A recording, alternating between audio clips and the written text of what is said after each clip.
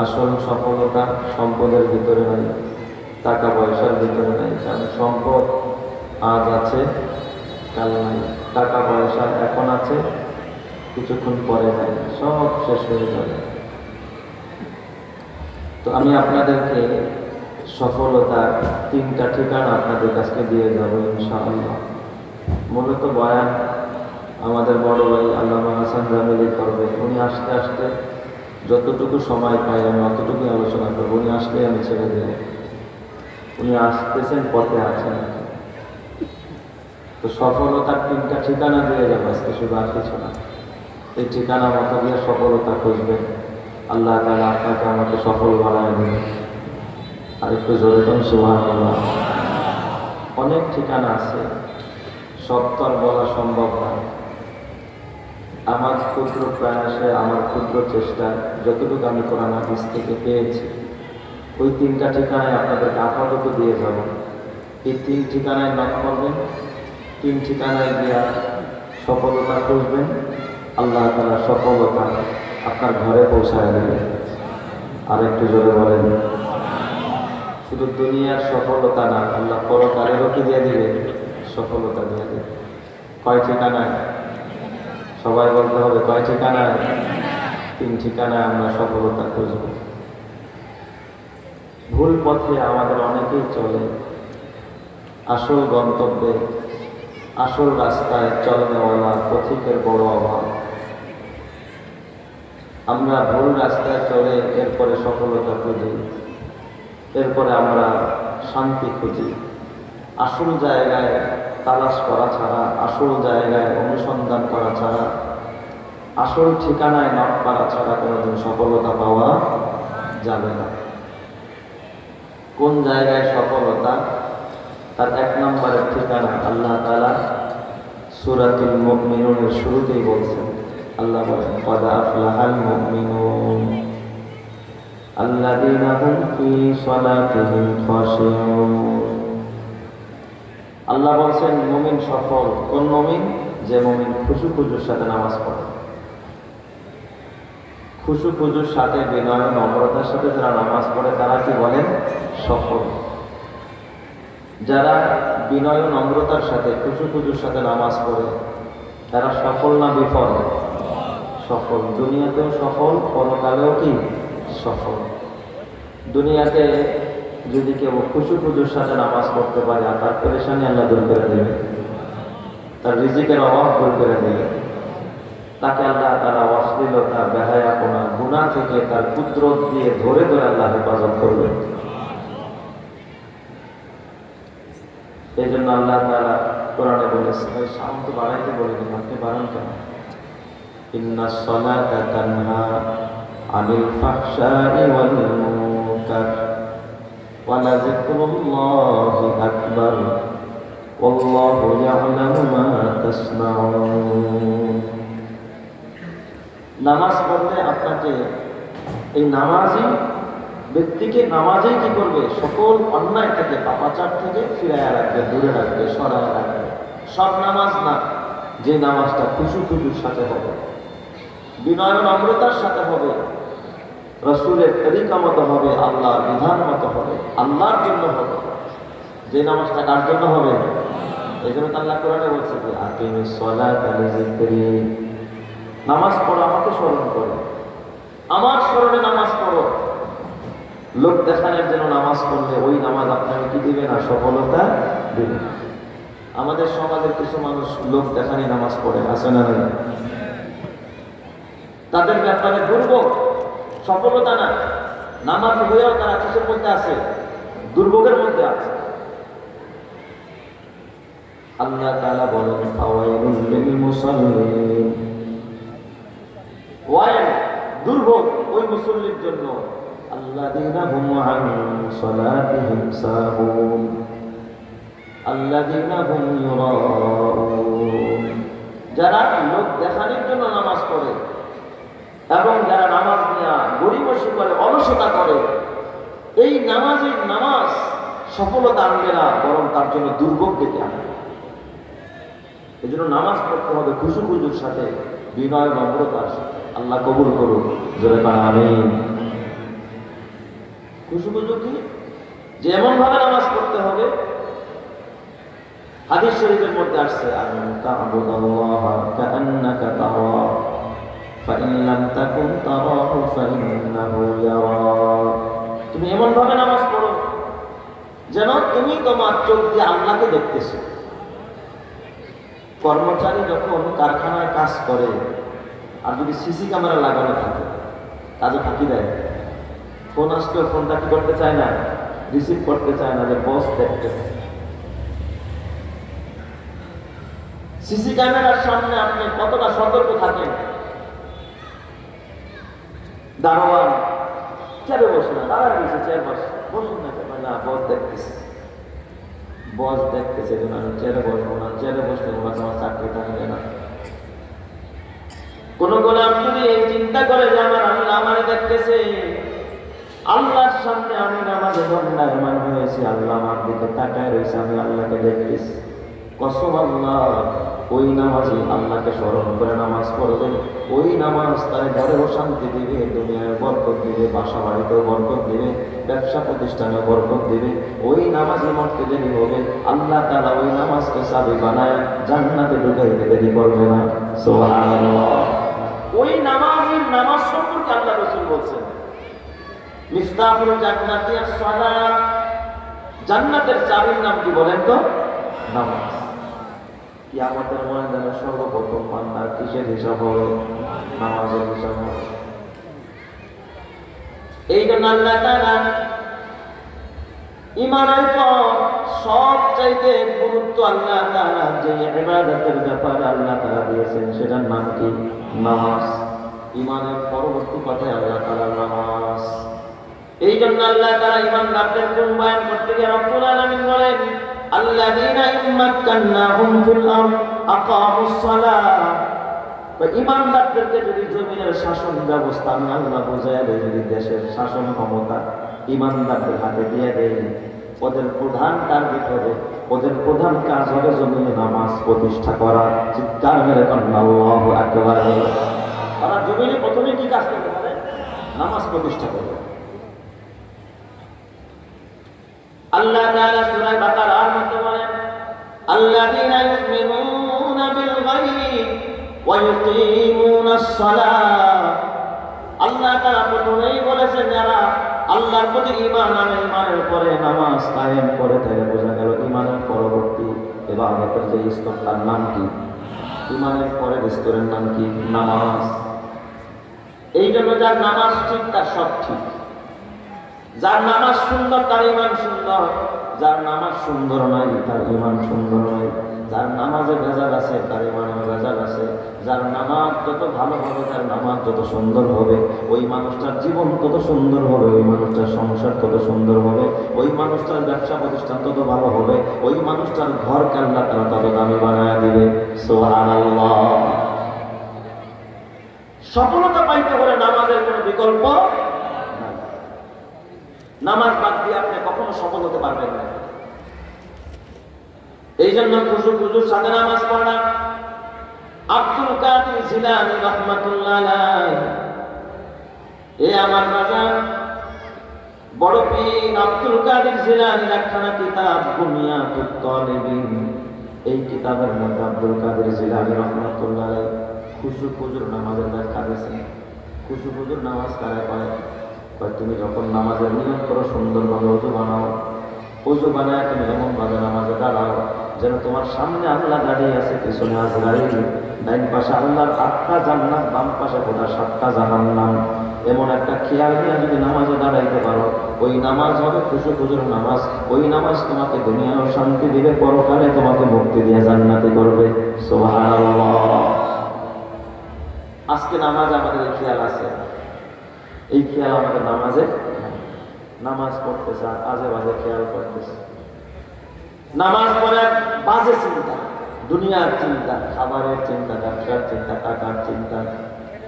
নামাজে দাঁড়ায় দাঁড়ায় জুতার চিন্তা করে, জুতা বছরে নিয়ে যাইতে কি পরিমাণ নামাজে তার একটা বড়তা আছে। এই জন্য আল্লাহ তাআলা বলেন, আকিমিস সালাতা লিযিকরি, বান্দা নামাজ পড়ো, নামাজ পড়ো। আমি রব্বুল আলামিনকে স্মরণ করে নামাজ পড়ো, আমার স্মরণে নামাজ পড়ো, আমার কথা আমাকে আল্লাহ তাআলা বিনা হিসাবে জান্নাত দিয়ে দিবে। সুবহানাল্লাহ। এমন নামাজ বিনা হিসাবে কোথায় যাবে? জান্নাতে। নামাজ ছাড়া কোনো মানুষ আল্লাহর কাছে দামি হতে পারে নাই। আল্লাহর রাসূল এত বেশি নামাজ পড়তেন, শুধু ফরজ পড়তেন তা না, আল্লাহর রাসূল নফল নামাজ পড়তেন। আল্লাহর নবী তাহাজ্জুদ পড়তেন, তার জীবনে কখনো তাহাজ্জুদ ছোটে নাই। রাতের বেশিরভাগ টাইম রব্বুল আলামিনের কদমে নবীজি দাঁড়ায় দাঁড়ায় তাহাজ্জুদের নামাজ পড়েন। আর একজন মানুষ যদি তাহাজ্জুদের নামাজ পড়তে পারে, আল্লাহ তাআলা তাকে মাকামে মাহমুদ দান করবে, তার মানে প্রশংসার স্থান দান করবে, সম্মানের জায়গা দান করবে। আর যেই ব্যক্তি সম্মানের জায়গা পায় ওই ব্যক্তি সফল হয়ে যায়। কথা ঠিক কিনা?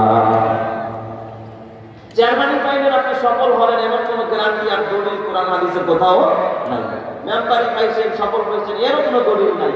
কিন্তু নামাজ পড়ছেন, তাহাজ্জুদ পড়ছেন, আপনাকে সফল বানায় দিবে কে? আল্লাহ তাআলা বলেন, ওয়া মিনাল লাইলি ফাতাহাজ্জাদ বিহি নাফিলাতান লাক আসা আন ইয়াবআসাকা রাব্বুকা মাকামান মাহমুদা। রাতের কিছু সময় আপনি তাহাজ্জুদ করেন, চিরেই রব্বুল আলামিন আপনাকে প্রশংসার জায়গায় পৌঁছায়া দিবে, আপনাকে সম্মানের জায়গায় আল্লাহ তাআলা পৌঁছায়া দিবে, আপনি সফল হয়ে যাবেন। সফলতা আপনার সাথে দিদার করবে, সাক্ষাৎ করবে। নামাজ বাদ দিয়ে কোনো মানুষ সফলতা অর্জন করতে পারে না। আমরা সফলতার জন্য ব্যবসায় সময় দেই, নামাজ বাদ দিয়া ব্যবসা করি, নামাজ বাদ দিয়া চাকরি করি, নামাজ বাদ দিয়া মানুষের গোলামি করি, নামাজ বাদ দিয়া পদের জন্য, ক্ষমতার জন্য দৌড়াই। ফসল আল্লাহর পদের ভিতরে সম্মান নাই, আল্লাহ তাআলা ব্যবসার ভিতরে সম্মান রাখেন নাই, ক্ষমতার ভিতরে সম্মান রাখেন নাই, রবের কদমে সেজদা দেওয়ার ভিতরে আল্লাহ সম্মান রেখেছে। সুবহানাল্লাহ। এই জন্য সফলতার ঠিকানা বলছে কয়টা? তিনটা। এক নম্বরে কি বলেন? নামাজ। নামাজের মধ্যে দিয়ে সফলতা খুঁজতে হবে। নামাজ বাদ দিয়ে কখনো সফলতা পাওয়া যাবে না। নামাজের রাস্তায় চলেন, নামাজের রাস্তায় চলেন, নামাজের ঘর মসজিদের সাথে সম্পর্ক করেন, নামাজের ঘর মসজিদ, এই মসজিদের ইমামের সাথে সম্পর্ক করেন, আলেমের সাথে সম্পর্ক করেন, হক্কানি রব্বানি আলেমের সাথে যদি আপনি সম্পর্ক করতে পারেন, আল্লাহ তাআলা সফলতার স্বর্ণ শিখরে আপনারা পৌঁছায়া দিবে। কথা ঠিক কিনা? চলে যাবে, দিবে না? আর বর্তমানে আমরা আলেমদের সম্মান দিতে জানি না। নামাজ পড়ে ঠিক, কিন্তু মসজিদে গিয়ে ইমাম সাহেবের ধমকায়, আছে না? ইমাম সাহেবের কটু কথা কয়। আর যদি ইমাম সাহেব অন্যায়ের বিরুদ্ধে কথা কয়, ইমাম সাহেব যদি দেখেন অন্যায়ের বিরুদ্ধে প্রতিবাদ করে, ইমাম সাহেব যদি হক কথা বলে, ইমাম সাহেবের চাকরি থাকতে চায় না। কথা ঠিক কিনা? ইমাম ভালো না, ইমাম সব কথা। সুদের বিরুদ্ধে বক্তব্য দিলে করে ইমামটা বুঝে একটা সুবিধাজনক না। ঘুষের বিরুদ্ধে কথা কয়, সুদের বিরুদ্ধে কথা আছে না নাই? এক মসজিদে ইমাম সাহেব ঘুষের বিরুদ্ধে জোরালো বক্তব্য দিচ্ছে। বক্তব্য দেওয়ার পর সেক্রেটারি ঘরে ছিল তার খাবার, জুমার দিন খাবার খাইতে গেছেন। সেক্রেটারি সাহেব বলেন, আমি ইমাম সাহেব, আমি যে ঘুষ খাই রেখে আপনার মসজিদে মনে রাখবো? এই কথাটা মনে হয় আপনার সভাপতি শিখাই দিচ্ছে। তো ঠিক আছে, মাস শেষে বেতনটা নিয়ে এই কথা বললে ইমামের কি করে যায় পানি থাকে? কথা পাই না। ইমামের করে যায় পানি আছে, বেচারা চাকরি ছেড়ে দিছে। কি ছেড়ে দিছে? চাকরি। আরেক জায়গায় গিয়ে চাকরি নিছে ইমাম সাহেব। এশার নামাজের মধ্যে সূরা ইয়াসিন পড়া আরম্ভ করছে। ইয়াসিন ওয়াল কুরআনিল হাকীম ইন্নাকা লামিনাল মুরসালিন। এই দিক দিয়া সভাপতি সাহেবদের আমার নামাজ পড়তেছিল, এশার নামাজ পড়ছে। ডাকছে ইমাম সাহেব রাতের বেলায় খাবার, তারপরে খানা খাইতে বসছে। বা ইমাম সাহেব পান দিয়া নামাজ পড়া শিখছেন কয়দিন ধরে? ইমাম সাহেবকে পান দিয়া নামাজ পড়া, তার মানে আমি কেমনে পান দিলাম? কয় যে সেক্রেটারির নাম যে ইয়াসিন, এটা কি নামাজের মধ্যে পাওয়া লাগবে? সেক্রেটারির নাম ছিল কি? ইয়াসিন। তো হ্যাঁ, ভাবছে সেক্রেটারিকে খুশি করার লেগে সে কি করছে? নামাজের মধ্যে ইয়াসিন কইছেন সেক্রেটারির নাম দাঁড়ালে বলছে, আর বাপুর নাম কি কম লাগবে? আর বাপুর নাম যে হাকিম, হাকিম। দাদার নাম ছিল মুরসালিন, দাদার নাম কম লাগবো নামাজের মধ্যে? তার মানে তার নামও কইছেন, তার বাপের নামও কইছেন, তার দাদার নামও কইছেন। দেখি চাকরিটা কেমনি করেন। একজনের নামে তিনবার লড়ার আমারও নাম লাম। বলেন এই সমস্ত ফিতনা এখন বর্তমান সমাজের মধ্যে আছে না নেই? একজনের দোয়া করলেও বেজার, অর্জন্য দোয়া করলেও বেজার। কেন? দোয়া সবার জন্য হবে, দল মত নির্বিশেষে। ইমাম সাহেব স্বাধীন থাকবে, ইমাম মানি নেতা, ইমামের সামনে নত হয়ে বসতে হবে, ইমামের সামনে মাতব্বরি করা যাবে না। কথা ঠিক কিনা যাবে না? যদি সফলতা চান, আর যদি সফলতা না চান তাহলে তার করার কিছু নাই। এই জন্য আল্লাহ তাআলা বলেন, কাদ আফলাহাল মুমিনুন আল্লাযীনা হুম ফি সালাতিহিম খাশিউন। এটা হলো সফলতার জন্য এক নম্বরের ঠিকানা। দুই নম্বরের ঠিকানা সফলতা কোথায় দেখালাস করবেন? সফলতার ঠিকানা রব্বুল আলামিন কুরআনুল কারীমের মধ্যে বলেন, তুবু ইলাল্লাহি জামিআ। আল্লাহ তাআলা বলেন, তুবু ইলাল্লাহি জামিআ আইয়ুহাল মুমিনুনা লাআল্লাকুম তুফলিহুন। আল্লাহ বলে, হে ইমানদাররা সবাই মিলে তওবা করো। সবাই মিলে কি করো? তওবা করো। কার কথা? বলে বলেন কার কথা? আল্লাহ বলেন, হে ইমানদাররা সবাই মিলে তওবা করো, গণহারে তওবা করো। একা একা করলে হবে না, সবাই মিলে তওবা করো। তুবু ইলাল্লাহি জামিআ, সবাই মিলে তওবা করো। আইয়ুহাল মুমিনুন, হে ইমানদাররা তোমরা সবাই মিলে যদি তওবা করতে পারো, লাআল্লাকুম তুফলিহুন, তাহলে এই জমিনে তোমরা সফল কাম হয়ে যাবে। চিৎকার মেরে বলুন আল্লাহু আকবার। তওবা করলে সফলতা দিবেন কে? তাহলে সফলতা কি গুনার মধ্যে না তওবা করার মধ্যে? কথা পায় না। তওবার মধ্যে আল্লাহ সফলতা রাখছে। মুসলমান আমরা সবাই গুনাহগার। গুনাহ ছাড়া এখানে কেউ আসেননি? কেউ আসেননি এখানে যে কেউ গুনাহ করেন নাই? আসেননি? আসেন কেউ? কম বেশি ছোট বড় সবারই গুনাহ আছে। অথচ আমার আল্লাহ পবিত্র, তার জান্নাত পবিত্র। আর পবিত্র জান্নাতে এই গুনাহগার বা পবিত্র মানুষকে আল্লাহ কখনো ঢুকতে দিবে না। তাহলে কেমনে জান্নাতে যাবেন বলে? তওবা তো অবশ্যই কি করতে হবে? তাহলে তওবা করলেন মানে সফল হয়ে গেলেন, জাহান্নাম থেকে বাইচা গেলেন, জান্নাতের মালিক হয়ে গেলেন। আর আল্লাহ বলে, ফামান যুহজিহা আনিন নার ওয়া উদখিলাল জান্নাতা ফাকাদ ফাজ। যে জাহান্নাম থেকে বেঁচে গেল, জান্নাত পেয়ে গেল, সে সফলতা পেয়ে গেল। চিৎকার মেরে বলুন আল্লাহু আকবার। তাহলে জাহান্নাম থেকে মুক্তি পাওয়ার আগ পর্যন্ত আপনি কোনোদিন সফলতা পাবেন না। আর জাহান্নাম থেকে মুক্তির পথ হলো তওবা। কথা বলেন, মুক্তির পথ কি? তওবা। তওবা করতে হবে, গুনাহ ছেড়ে দিতে হবে। তওবার অর্থ হলো ফিরে আসা। তওবা এর শাব্দিক অর্থ কি? ফিরে আসা।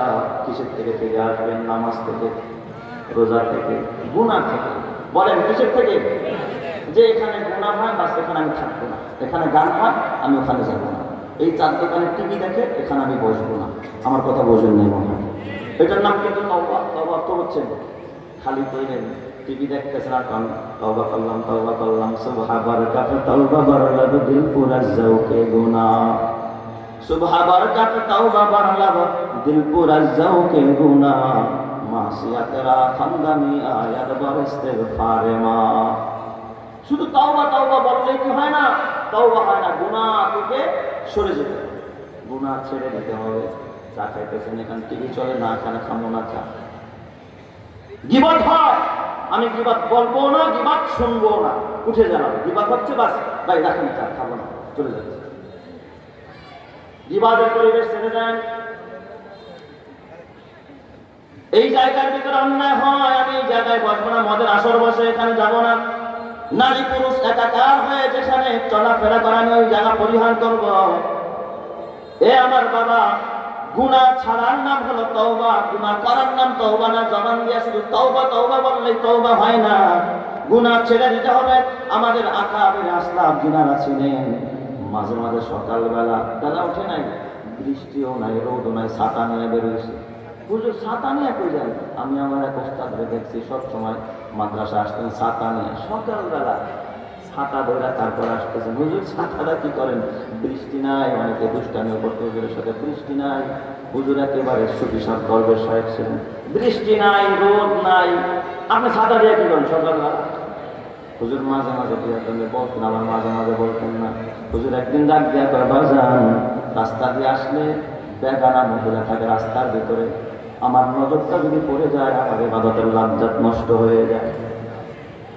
কোন বেগানা নারীর দিকে আমার দৃষ্টি পড়লো, এটা আমি ইবাদতে মজা পাই না, সেজদা দিয়া মজা পাই না, আমি আল্লাহর ডাইকা মজা পাই না, সকাল বিকাল জিকির কইরা মজা পাই না। এই জন্য আমি ছাতাটাকে ঢাল স্বরূপ ব্যবহার করি। যখন দেখি সামনে আমার নারী আসতেছে, সে তো বুঝে না গুনাহ করতেছে, আমি ছাতাটাকে সামনে কাট করে দেই যেন ওই নারীর দিকে আমার নজরটা না পড়ে। চিৎকার মেরে করেন আল্লাহু আকবার। এটার নাম তওবা। বলেন এটার নাম কি? গুনাহ থেকে কি করা? ফিরে থাকা। আল্লাহর পয়গম্বর হযরত ইউসুফ আলাইহিস সালাম জুলাইখাকে চক্রান্তের জালে ফেলে দিতে চাচ্ছে। ঘটনা তো আপনাদের মুখস্থ, আমি বলার আগে আপনারা ঘটনা জানেন। 7টা দরজা বন্ধ করে দিছে অন্দরমহলে। ইউসুফ নবীর সাথে সে তার মনের বাসনা পুরা করবে, সুযোগ আছে। ইউসুফ নবীও যদি চাইতো তার সাথে তার যৌবনের ক্ষুধা মেটাইতে পারতো কিনা? এই সুযোগ ছিল কিনা? কোনো বাধা ছিল? কোনো প্রতিবন্ধকতা ছিল? কিচ্ছু ছিল না, কেউ দেখতেও না। কিন্তু ইউসুফ পয়গম্বর গুনার পরিবেশ, এই যে ফিরে আসা, আল্লাহর পয়গম্বর আল্লাহর ভয় নিয়ে ওই জায়গা থেকে ফিরে আসলেন। আল্লাহর ভয় নিয়ে, তওবার মানসিকতা নিয়ে যখন তালাবদ্ধ দরজার সামনে দাঁড়ায় গেলেন, রব্বুল আলামিন ইউসুফ নবীর জন্য 7টা তালা করে দরজা উন্মুক্ত করে দিলেন। চিৎকার মেরে করেন আল্লাহু আকবার। বলেন ওই আল্লাহ এখন আছে না নাই? আপনি যদি চিন্তা করেন যে এলাকায় থাকলে এই এলাকাটা গুনার পরিবেশ, এটা ছেড়ে দিলাম, আমি এখানে থাকবো না, কারণ এখানে থাকলে আমার গুনাহ হয়। হযরত ইউসুফ নবী এই ঘটনার পরে এই জুলাইখা নানা ষড়যন্ত্র আরম্ভ করলো ইউসুফ নবীর বিরুদ্ধে, যেহেতু তার ডাকে সাড়া দেয় নাই। ইউসুফ নবী চিন্তা করলো এই মহলে থাকলে আজকে হয়তো বা বেঁচে গেছি, দরজা খুলে দিছাল্লাম, বের হয়ে গেছে, আরেকদিন তো আমার অজান্তেই সে এসে আমাকে পিছন থেকে ধরতে পারে, সুযোগ আছে না নাই? একই ঘরের ভিতরে থাকে একটা মহিলা, গিয়া ধরতে সময় লাগে কি লাগে না? সময়ের ব্যাপার না, যে কোনো সময় ঘুরে বসতে পারে। ইউসুফ পয়গম্বর দেখলেন এই মহলে থাকলে আমি গুনাহ থেকে বাঁচতে পারবো না। পয়গম্বর ইউসুফ গভীর রাত আল্লাহকে ডাক দেয়া কয়, রব্বিস সিজনু আহাব্বু ইলাইয়া মিম্মা ইয়াদউনানি ইলাইহি। আয় আল্লাহ, এখানে থাকলে আমি পয়গম্বর গুনাহ থেকে বাঁচতে পারবো না, কারণ মহিলাদের অবস্থা বেশি একটা ভালো না। আল্লাহ গো, এই জুলাইখার বাড়িতে থাকার চাইতে, রাজপ্রাসাদে থাকার চাইতে আল্লাহ আমার জন্য বালাখানার চাইতে জেলখানাও ভালো। রব্বিস সিজনু আহাব্বু ইলাইয়া। আয় আল্লাহ, আমার কাছে জেলখানাই প্রিয়, আমি জেলখানা গ্রহণ করতে চাই, জেলখানায় যেতে চাই, আমি বালাখানায় থাকতে চাই না। মিম্মা ইয়াদউনানি ইলাইহি। এই দুষ্ট মহিলা আমার যেই দিকে ডাকে, আল্লাহ আমি গুনাহ করতে পারবো না, এই মহল আমি থাকবো না, তুমি আমার এখান থেকে বের করে আমার জেলখানার মধ্যে ঢুকাইয়া দাও। এই গুনাহ থেকে বাঁচার জন্য হযরত ইউসুফ পয়গম্বর 1 দিন আর 2 দিন নয়, বরং 7টি বছর পর্যন্ত বিনা দোষে জেল খেটেছে। চিৎকার মেরে করেন আল্লাহু আকবার। কি অন্যায় ছিল ইউসুফ নবী বলেন? কয় বছর জেল খাটছে? 7 বছর। কিসের থেকে বাঁচার জন্য? গুনাহ থেকে। সে জানে এই মহলে থাকলে গুনাহ থেকে আমি কি করতে পারবো না, ওদের যাও দিয়ে আমারে আটকে ফেলবে। রাব্বিস সিজনু আহাব্বু ইলাইয়া মিম্মা ইয়াদউনানি ইলাইহি। এই জন্য হিজরত করা দরকার মাঝে মাঝে। যে এখানে থাকলে অনেক সময় হয় না যে ছেলে মেয়ের দেখলেই এদের সাথে সম্পর্ক হয়ে গেছে, বাঁচা যাচ্ছে না গুনাহ থেকে, সম্পর্ক হয়ে গেছে, পরকীয়া, তুমি বাসা ছেড়ে দাও, আরেক জায়গায় চলে যাও, যেখানে গেলে সেও চিনবে না, তুমিও জানবে না, চিন্তা পরিবর্তন করে ফেলো, দেখবা গুনাহ থেকে তোমার বাঁচায়া দিবেন যিনি কে। এটার নাম তওবা। আর গুনাহ করবেন সকালে, আর খালি করবেন আস্তাগফিরুল্লাহ, মাফ করে, আবার করবেন। তওবা মানে ছেড়ে দাও। তওবা অর্থ কি? ছেড়ে দাও, ফিরে আসা, গুনাহ থেকে ফিরে আসা। আপনি যদি তওবা করতে পারেন 5টা পুরস্কার আল্লাহ তাআলা আপনাকে দিবেন। জনগণ কয়টা? সফলতার ঠিকানা তওবা। এই জন্য আমার বাবা কি সফলতা পাবেন? যদি আপনি তওবা করতে পারেন, আমার রব্বুল আলামিন 5টা পুরস্কার, 5টা হাদিয়া আমার আল্লাহ তাআলা আপনাকে দান করবে। 1 নম্বর হলো সফলতা দিয়া দিবে। আল্লাহ তাআলা বলে, তুবু ইলাল্লাহি আইয়ুহাল মুমিনুন, তুবু ইলাল্লাহি জামিআ আইয়ুহাল মুমিনুনা লাআল্লাকুম তুফলিহুন। এই ঈমানদাররা সকলে মিলে গণহারে তওবা করো। সবাইকে কেন কয়? কারণ ঘরের ভিতরে স্বামী স্ত্রী সবাই মিলে গুনাহ করে। আর তার দোকানে যখন গুনাহ হয় তখন কি যে দোকানদার সেই গুনাহ করে না সবাই করে? অতএব তওবা তো সবারই দরকার। তুবু ইলাল্লাহি জামিআ আইয়ুহাল মুমিনুন লাআল্লাকুম তুফলিহুন। যদি তোমরা তওবা করতে পারো সফল হয়ে যাইবা। এটা এক নম্বরের পুরস্কার। তওবা করবেন বেশি বেশি, আল্লাহ তাআলা সফল বানায় দেবে। হুজুর গুনাহ করি না, কিসের তওবা করব? না না, বিশ্ব নবীর জিন্দেগিতে কোনো গুনাহ ছিল না, অথচ আমার নবীজি বলেন ইয়া আইয়ুহাল্লাযীনা আমানু তুবু ইলাল্লাহ, হে ঈমানদাররা তোমরা তওবা করো। ফাইন্নী আতুবু ইলাইহি কুল্লা ইয়াউমিন মিআতা মাররা। আমি মুহাম্মদ আমার জীবনে কোনো গুনাহ নাই, আমি মুহাম্মদ দৈনন্দিন আমি আল্লাহর দরবারে 100 বার করে তওবা করি। সুবহানাল্লাহ। নবী যদি 100 বার তওবা করে তাহলে আমাদের কত শত হাজার কোটি বার তওবা করা দরকার। চিন্তা করে দেখছেন? তওবা করার দরকার আছে না নাই? তওবা করলে পুরস্কার পাবেন কয়টা? 5টা। এক নম্বরের পুরস্কার সফলতা দেবেন কে? আল্লাহ। 2 নম্বরের পুরস্কার আল্লাহ তাআলা বলেন ইয়া আইয়ুহাল্লাযীনা আমানু তুবু ইলাল্লাহি তাওবাতান নাসুহা আসা রাব্বুকুম আন ইউকাফিরা আনকুম সাইয়্যাতিকুম। আল্লাহ তাআলা বলেন তোমার জন্য 2 নম্বরের পুরস্কার আল্লাহ চিরই তোমার সব গুনাহ মাফ করে দিবে। সুবহানাল্লাহ বলেন। গুনাহ মাফ করে তোমার কত পবিত্র বানায়া দিবে, নিষ্পাপ শিশু বাচ্চার মতো আল্লাহ পবিত্র করে দিবে। জোরে কোন সুবহানাল্লাহ। তাই তো আমার বিশ্ব নবী বলেন আত-তাইবু মিনাজ যামবি কামান লা যামবা লাহ। যেই ব্যক্তি তওবা করে আল্লাহ তাআলার কাছে, যে তওবা করে গুনাহ থেকে ফিরে আসে কেমন যেন জীবনেও সে কোনোদিন গুনাহ করে নাই। সুবহানাল্লাহ। জোরে কোন সুবহানাল্লাহ। এটা 2 নম্বরের ফায়দা। আর 3 নম্বরের ফায়দা হলো আল্লাহ তাআলা বলেন ওয়ায়ুদখিলাকুম জান্নাত। আল্লাহ তাআলা বলেন এ বান্দারা তোরা যদি খাঁটি দিলে তওবা করতে পারোস, আমি আল্লাহ 3 নম্বর আরেকটা পুরস্কার দিব, তোদেরকে জান্নাত দিয়ে দিব। আমি আল্লাহ বিনা হিসাবে তোদেরকে জান্নাত দিয়ে দিব। জোরে কোন সুবহানাল্লাহ। আয় ফুজদিলুস ইয়া ইলাহি আয় ফুজদিলুস ইয়া ইলাহি মান লাহু জাদুন কলিল মুখলিসান বিসসিদকিয়াতি ইনদা বাবিয়া জলিল জামবুহু জামবুন আযীমুন ফাগফিরিজ জামবাল আযীম জামবুহু জামবুন আযীমুন ফাগফিরিজ জামবাল আযীম ইন্নাহু শাখসুন গরীবুন মুজনিবুন আবদুন জলিল আইনা মূসা আইনা ঈসা আইনা ইয়াহইয়া আইনা নূহ আইনা মূসা আইনা ঈসা আইনা ইয়াহইয়া আইনা নূহ আইনা ইয়া সিদ্দিক আফিন তু ইলাল্লাহিল গফির। চিৎকার মেরে বলেন আল্লাহু আকবার। আরো জোরে বলেন আল্লাহু আকবার। আপনার আমার জিন্দেগীর গুনাহ মাফ করে জান্নাত দিবেন যিনি, তিনি কে?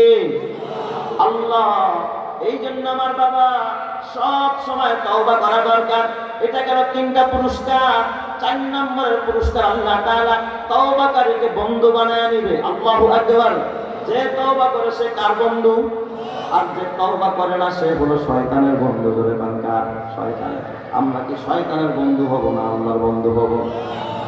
আল্লাহ তাআলা কোরআনে বলেন ইন্নাল্লাহা ইউহিব্বুত তাওয়াবিনা ওয়া ইউহিব্বুল মুতাতাহহিরিন।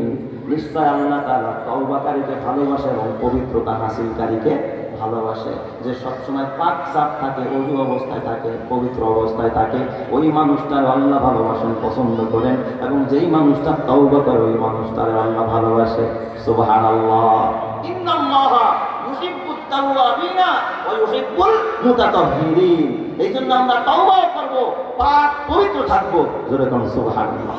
রাজি আছেন ইনশাআল্লাহ? আমার নবী কখনো হদস অবস্থায় থাকতেন না। বিশ্ব নবী, মানবতার নবী, দুজাহানের নবী এক সফরে রাস্তার ভিতরে মরুভূমির ভিতরে এক জায়গায় জরুরত সারলেন। বিশ্ব নবী জরুরত সারলে সাথে সাথে ওযু বানাইতেন। ওযুর পানিটা একটু দূরে আছে। নবীজি বের হলেন, বের হয়ে সাথে সাথে নবীজি তায়াম্মুম করলেন। একটু দূরেই পানি দেখা যায়, কুয়া আছে আর কি, যেখানে গিয়া কুয়ার পানি দিয়া ওযু করা যায়। আপনারা বলেন পানি থাকলে কি তায়াম্মুম করা যায় নাকি? তায়াম্মুম তো হলো পানি নাই, তখন কি করতে হবে? তায়াম্মুম করতে হবে। এক সাহাবী বললেন, ইয়া রাসূলুল্লাহ, ওই যে পানি দেখা যায় এখন তায়াম্মুম কেন করেন? কি তায়াম্মুম তো হবে না, পানি থাকা অবস্থায় কিসের তায়াম্মুম? সাহাবীর প্রশ্ন শুনি না বিশ্বনবীর চোখ দিয়ে পানি বের হয়ে যায়। বিশ্বনবী ডাক ডাকা, সাহাবীরে, ওই পানি তুমিও জানো আমিও জানি, কিন্তু আমি মুহাম্মদ, এখন আমার ওযু নাই, আমার এখন হদস, এই অবস্থা আমি এখান থেকে পানি পর্যন্ত হেঁটে যেতে পারবো, এতটুকু যে হায়াত পাবো এই গ্যারান্টি আমার নাই।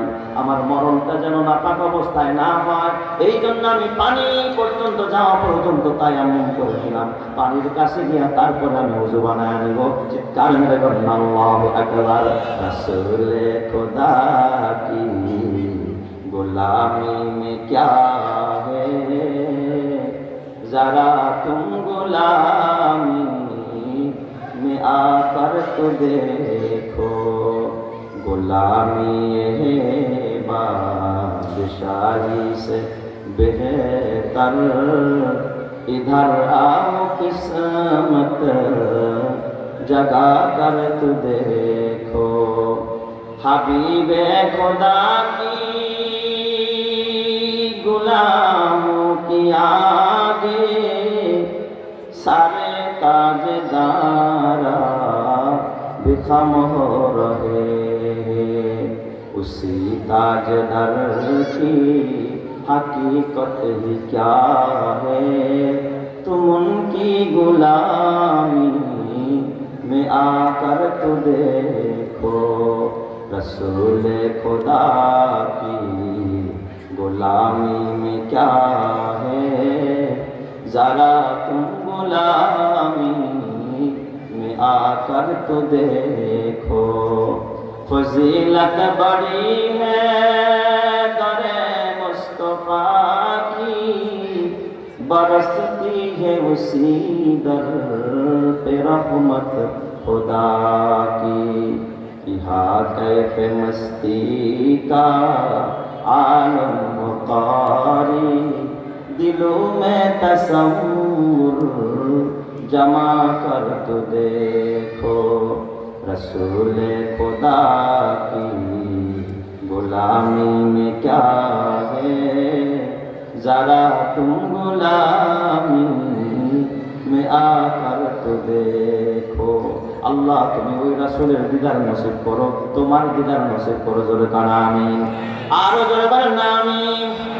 এই জন্য আল্লাহ তাআলা বলেন, ইন্নাল্লাহা ইউহিব্বুত তাওয়াবিন, আল্লাহ তওবাকারীকে ভালোবাসেন। আল্লাহ নবী বলেন, আত-তাইবু হাবিবুল্লাহ, তওবাকারী আল্লাহর বন্ধু। সুবহানাল্লাহ, জোরে কোন সবাই। এ আমার বাবা, 5 নম্বরের ফায়দা, 5 নম্বরের লাভ হবে যদি আপনি তওবা করতে পারেন। এই দুনিয়ার মধ্যে যদি তওবা করতে পারেন, এই আমার বাবা 5 নম্বরের লাভ। আমার আল্লাহ রাব্বুল আলামিন আপনি যত গুনাহ করেছেন সব গুনাহকে আল্লাহ তাআলা নেকি দিয়া আল্লাহ তাআলা পরিবর্তন করে আমলনামার মধ্যে নেকি উঠায়া দিবে। জোরে কোন সুবহানাল্লাহ।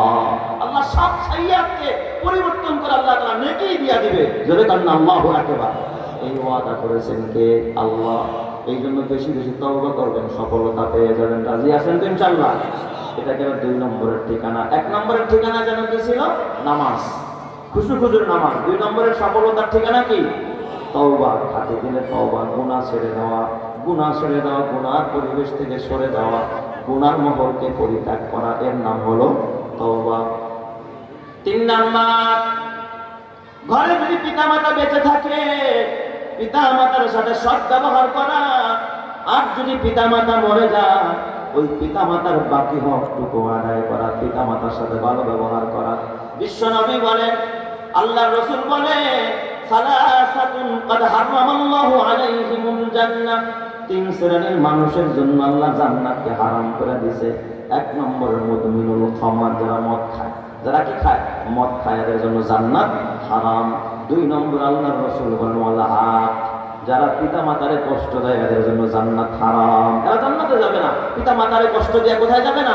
জান্নাতে যাবে না। এই জন্য তুমি যদি জান্নাতে যাইতে চাও তাহলে অবশ্যই তোমাকে পিতা মাতার সাথে ভালো ব্যবহার করতে হবে। আর পিতা মাতার সাথে যদি ভালো ব্যবহার করো দুনিয়াতেও সম্মানী হইবা, সফলতা পাইবা, ঈমান নসিব হবে, মৃত্যুর পরে কোথায় জান্নাতি হবে। জোরে কোন সুবহানাল্লাহ। বর্তমান যুগের সন্তানেরা বান্দার হকের ভিতরে একটা অন্যতম হক হলো পিতা মাতা। এই হকের ব্যাপারে অধিকাংশ সন্তানরা উদাসীন, তারা মা বাবার হক আদায় করে না, বিশেষ করে পিতার সাথে দুর্ব্যবহার করে, মায়ের সাথে দুর্ব্যবহার করে। আছে না নাই? যখন আছে না নাই? এ আমার বাবা,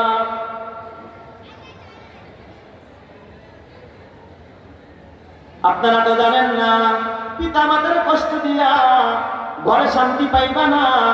অনেকে আছে মা বাবার গ্রামে ফেলায়া নিজে বিভিন্ন শহরে আরামে থাকে। জরুরতে যদি থাকে, মা বাবা যদি কোনো মুক্তি দেয় সেটা ভিন্ন কথা, কিন্তু মা বাবা সহ্য হয় না। মা বাবাকে নিয়ে এই যৌথ সংসারের মধ্যে অনেক সন্তানরাই থাকতে চায় না, মা বাবার যন্ত্রণাকে সহ্য করতে পারে না। অথচ আল্লাহ তাআলা বলে, ফালা তাকুল লাহুমা উফ, খবরদার মা বাবার কোনো আচরণে তোমার জবান দিয়ে যেন উফ শব্দটা বের না হয়, যে এদের কারণে একেবারে শেষ হয়ে যায়, এই কথাটা যেন তোমার জবান দিয়ে বের না হয়। অথবা তোমার আচরণে যেন তোমার মা বাবা উফ শব্দটা পর্যন্ত বলতে না পারে। ওয়ালা তানহারহুমা, 2 নম্বর আল্লাহ বললেন, খবরদার মা বাবার ঝাড়ি দিবি না।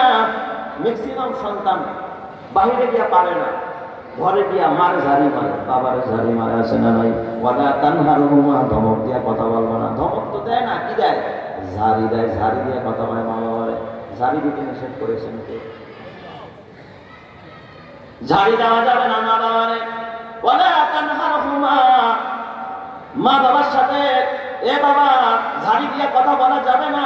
ওয়াকুল লাহুমা কাওলান কারীমা, মা বাবার সাথে নরম ব্যবহার করতে হবে, ভদ্র ব্যবহার করতে হবে। ঝাড়ি দিলে মা বাবা আতঙ্কে থাকে। এমন মা বাবা আছে মুখে ফুইটা বলতে পারে না, সন্তান আমার এই জিনিসটা দরকার, কারণ আগেই ঝাড়ি মারো। ঝাড়ি দিবি না, মা বাবার সাথে বন্ধুস্বরূপ আচরণ করবি। কোন সন্তান যদি মা বাবার সাথে আমার বাবা খারাপ আচরণ করে, কোনোদিন সে শান্তি পাবে না। এই জন্য মা বাবার সাথে ভালো ব্যবহার করতে হবে। আজকের একটা বাস্তব চিত্র আপনাদের সামনে তুলে ধরব। আমার বাবা, শিবচর মাদারীপুরের ঘটনা। একজন বৃদ্ধ বাবা, শ্রমিক মানুষ, অসহায়, যেই বাবা ধীরে ধীরে সন্তানকে মানুষ করে বড় করেছে। রাতের বেলায় সন্তান যে কোনো কারণবশত হয়তো একটু গোসা করছে, একটু রাগ করছে, ওই বাবারে কোদাল দিয়া কোবায় রাতের বেলায় সন্তান বাবাকে একেবারে হত্যা করে ফেলেছে। গত রাতের ঘটনা। শুধু হত্যা করেছে তা না, ওই সন্তান বাবার লাশের পাশে বসে আর তারপরে সিগারেট খাইতেছে। জাতীয় দৈনিকের খবর দেখলাম, সিগারেট খায়, বাবারে হত্যা করে। কত বড় অপরাধী সন্তান! মা বাবার হক আদায় করে না, অথচ এই মা এই বাবা এই সন্তানের জন্য মাথার ঘাম পায়ে ফেলেছে, রোদ্রে পড়েছে, বৃষ্টিতে ভিজেছে। একজন বাবা কত কষ্ট করে, সারাদিন ব্যবসা করে, সারাদিন কাজ করে, মাঠে ঘাটে খাটে, তারপরও দেখবেন সন্তানের জন্য খাবার নিয়ে বাসায় যায়। আমার বাবা, কয়েক বছর আগের ঘটনা, পুঙ্গ হাসপাতাল, আমাদের ঢাকা শহরের সামরিক পুঙ্গ হাসপাতাল। আমি এক অসুস্থ রোগীকে দেখতে গেলাম। ওখানে গিয়ে দেখি এক বাবা, পাও একটা নাই, ওই যে একটা লাঠি দিয়া ভর দিয়া এরপরে খোঁড়া খোঁড়া চলতেছে। এই অবস্থায় দেখি তার কোলে একটা 5-6 বছরের বাচ্চা। এত বড় একটা বাচ্চারে করে নিয়ে বাবা হাঁটতে পারে না, কিন্তু বাবার দেখলাম দাড়ি, মাথায় দেখলাম টুপি। আমার দৃশ্যটা দেখে দেখি ঘামায়া গেছে। একজন ল্যাংড়া মানুষ কিভাবে তার সন্তানদের করে নিয়ে হাঁটতেছে। কাছে গিয়ে জিজ্ঞেস করলাম, ভাই এটা কে? কয়টা আমার সন্তান। তাহলে আপনি কেন সন্তান এবার করে নিয়েছেন? আর মা কোথায়? হুজুর, আমি একজন রিক্সার শ্রমিক ছিলাম, রিক্সা চালাইতাম, আমি অ্যাক্সিডেন্টে আমার পাটা ভেঙে যায়, আমি চিকিৎসার জন্য এখানে আসি। আমার বিবিও আমার ঘরে এখন আর নাই। এই সন্তানটা নিয়ে আমি থাকি, আমি বাবাই ওরে আদর করি, আমি বাবাই ওরে কাজ লালন পালন করি। আমার বাবা, একজন বাবা সন্তানের মায়া ভুলতে পারে না। প্রতিবন্ধী হওয়ার পরেও ওই সন্তানটাকে বুকে নিয়ে বাবা চলতে চায়, আগলায় রাখতে চায়। ওই বাবার গায়ে যারা আঘাত করে, ওই বাবারে যারা কষ্ট দেয়, ওই মারে যারা কষ্ট দেয়, তাদের মতো নিমুখ আর আমার জমিনে কেউ হতে পারে না। ওই মা আর বাবা যদি কবরে চলে যায়, কি করবা? ওই মা বাবার কবরের পাশে গিয়ে জিয়ারত করে দোয়া করবা, আর ওই মা আর বাবার নামে কিছু দান খয়রাত করবা। পারলে ওই মার নামে বাবার নামে একটা এতিমখানা করবে, একটা হেফজখানা করে দিবা। সবচাইতে বড় সদকায়ে জারিয়া হলো একটা হেফজখানা, যেখানে 24 ঘন্টা কোরআনের তেলাওয়াত হয়, ওখানে কোনো গান বাজনা হয় না, গুনাহ হয় না, জবানেও কোরআন হাতেও কোরআন, এমন একটা প্রতিষ্ঠানে তুমি যদি মা বাবার নামে কিছু সদকা করতে পারো, ওখানে যত নেক আমল হবে সব আল্লাহ তাআলা তোমার মা বাবার কবরে পৌঁছায়া দিবে। কথা ঠিক না ব্যাটিক জোরে কর। গাড়ি রেখা গেলে সাথে যাবে না, বাড়ি রেখা গেলে সাথে যাবে না, আর দুনিয়ার যত কিছু রাখলা কিচ্ছু সাথে যাবে না। তো কবরে যেতে হবে খালি হাত। তুমি যাদেরকে বলো এটা আমার ওটা আমার, কিচ্ছু কিন্তু তোমার না, তোমার সাথে যাবে নেক আমল আর তোমার দান খায়রাত। কথা ঠিক কিনা? এই দুনিয়াতে তুমি যতই করো আমার আমার, চোখ বুঝেই দেখো লাগবে তোমার শুধু যে আধার। যাদের প্রেমেতে তুমি গো আজ হলে দিওয়ানা, এরা জেনে নাও কেউ কবরের সাথী হবে না। কেউ বুঝা তোমার নিবে না সেই হাসর ময়দানে, কেউ বুঝা তোমার নিবে না সেই হাসর ময়দানে। কি আমল তুমি করলে নিয়ে যাবে সেইখানে। এই দুনিয়াতে তুমি যতই করো আমার আমার, চোখ বুঝেই দেখো লাগবে তোমার শুধু যে আধার। কথা ঠিক না ব্যাটিক জোরে কর। এই মহল কোঠা সোনা দানা সব পরে রবে, এই সব কবরে নিয়ে গেছে কে বলো কবে। এই দালান কোঠা গাড়ি বাড়ি সব পরে রবে, এই সব কবরে নিয়ে গেছে কে বলো কবে। 2 গজ জমি কয়েক গজের ওই সাদা কাফন, শুধু এইটুকুতেই হবে তোমার জেনে নাও দাফন। যা পুঁজি তোমার এখনো তার বুঝলে না মানে, কি আমল তুমি করলে নিয়ে যাবে সেইখানে। আল্লাহ তুমি কবুল করো জোরে কার আমিন।